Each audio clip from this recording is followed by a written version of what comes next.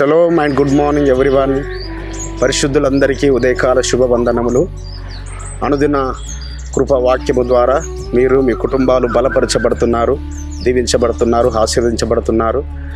మరి గత వారంలో మనము అనేకమైన ఉపదేశాలు షావత్తు పండుగలు మీరు విన్నారు, పరిశుద్ధాత్మ చేత నింపబడ్డారు, ఆ అనుభవంలోకి వెళ్ళారని విశ్వసిస్తున్నాం. ఆ పరిశుద్ధాత్మ తండ్రి మనకు తోడుగా నడిపించునుగాక. సీదిన వాక్యం చూసుకుందాము. కీర్తన గ్రంథము 46వ అధ్యాయం 1వ వచనం. ఎలోహిం మనకు ఆశ్రయమును దుర్గమునై ఉన్నాడు, ఆపత్కాలములో ఆయన నమ్ముకొనదగిన సహాయకుడు. మన పరలోకపు తండ్రి ఎలాంటి వాడు? ఆపత్కాలములో ఆయన నమ్ముకొనదగిన సహాయకుడు. ఏ విధంగా గొర్రెల కాపరిని ఏ విధంగా గొర్రెలను కాపాడుతుంటాడో, దావీదు గారు తన ప్రాణమునొడ్డి సింహం నోట నుంచి, ఎలుగుబంటి నోట నుంచి తన గొర్రెలు కాపాడాడు. అంటే కాపరి ఆ విధంగా ఉంటాడు. మనము చాలా మార్లు ఆయన యందు విశ్వాసం ఉంచామని, ఆయన మనకు ఆశ్రయమని మనం నమ్ముచుంటుంటాము. కానీ పూర్తిగా మనం ఆయన మీద ఆధారపడము. ఒక చిన్న మీకు ఎగ్జాంపుల్ చెప్తాను పరిశుద్ధులారా. ఒక సర్కస్లో ఒక యవ్వనస్తుడు ఒక తీగ పైన ఒక చివరి నుంచి ఇంకొక చివర వెళ్ళాడు.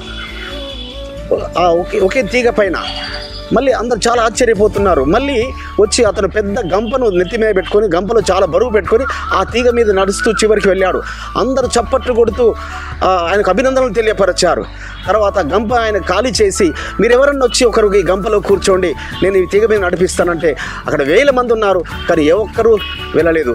అదేవిధంగా మనం ఆయనను విశ్వసించామని, ఆయన మీద నమ్ముకున్నామని, ఆయన మనకు సహాయకుడని మనం అంటాము. కానీ క్రియారూపకంగా మనం ఆపదలు నిజంగా వచ్చినప్పుడు, శ్రమలు వచ్చినప్పుడు, బాధలు వచ్చినప్పుడు నిజంగా మనము ఆయన మీద ఆధారపడుతున్నామా?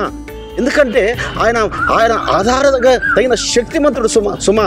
ఈ లోకంలో మన వారు ఎవరే కానీ మళ్ళీ కొంతకాలమే కాపాడుతారు కావచ్చు, కానీ ఆయన ఇజ్రాయెలు కాపాడువాడు, కునుకడు, నిద్రపోడు అనే వాగ్దానం మన పక్షం ఉంది పరిశుద్ధులారా. కాబట్టి ఆయన ఆపత్కాలంలో మనం ఆయనకు విజ్ఞాపన చేసినప్పుడు, మనం ఆయన శరణు వచ్చినప్పుడు మనం ఆపద నుంచి విడిపించి మనకు దీవెన ఆశీర్వాదం అనుగ్రహించేవాడు, మన శ్రమల నుంచి తప్పించేవాడు, వ్యాధుల నుంచి తప్పించేవాడు, భయంకరమైన వ్యాధుల నుంచి కూడా మనం స్వస్థపరచేవాడు సుమ. కాబట్టి ఆయనను మనం నమ్ముకున్నదగిన శక్తిమంతుడు. కాబట్టి ఆయన ఆశ్రయిద్దాం, ఆయన నమ్ముకుందాం, ప్రార్థన చేసుకుందాం.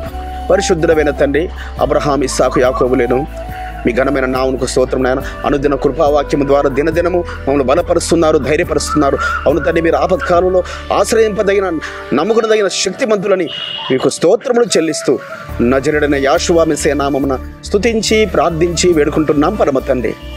మన విమోచకుడును, మన రక్షకుడును, సర్వాధికారియు, సర్వశక్తిమంతుడైన ఆ యేషువా మెస్సీయ దివ్య సముఖము నుంచి మీకును మీ కుటుంబములకును శాంతి, సమాధానము, కృపయు మెండుగా కలుగునుగాక.